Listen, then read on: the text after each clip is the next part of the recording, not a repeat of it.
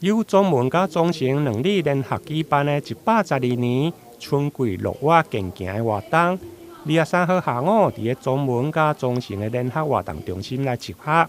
包括立委陈廷辉、王定武、甲林俊宪的助理，以及议员曾培亚、甲曾志杰助理，嘛拢到场为活动来加油打气。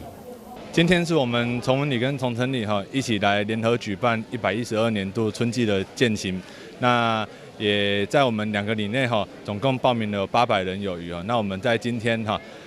选择在一个天气比较不会这么炎热的季节来举办春季的健走。那我们在今天也准备了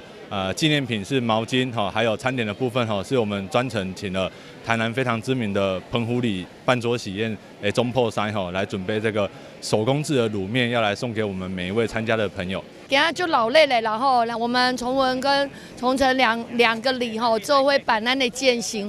还有我们成文科知友会那做会我相信今仔日就劳累嘞，就欢喜的，然后你今仔日这欢喜的这个时间下晡哇已经是爆场了，然后我们看到现场爆场，大家健康走，快乐走，希望可以走出健康所以咱两里的里长用上